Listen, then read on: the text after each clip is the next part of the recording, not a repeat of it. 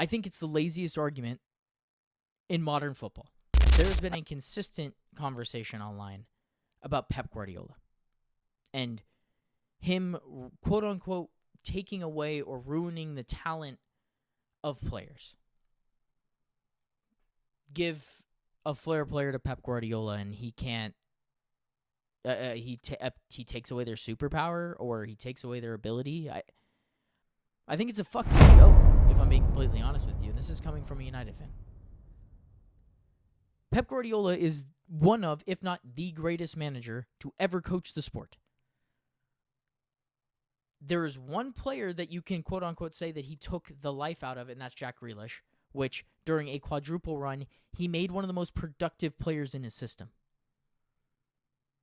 I think the perfect example of that specific argument being horseshit is literally in the squad right now in Ryan Cherky. A technical baller. And he's being given free reign by Pep Guardiola to be a baller. The thing about that argument that's so just lazy and shitty is it acts like Pep Guardiola doesn't make these guys better. Like, are we going to sit here and say that Pep Guardiola makes players worse? Because he takes out the air portions of their games? No. That's what makes Pep Guardiola one of the greatest managers ever. Ryan Cherky right now, in his role, which he's going to be probably the leading assist player, and he missed like 2 months, is in a way where he can be flair, he can be technical.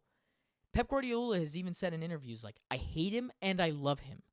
Because now Pep gets to give this give and take. He says, hey, be free-flowing, be attacking, be creative. That's what my system produces, is creative players with creative chance creation.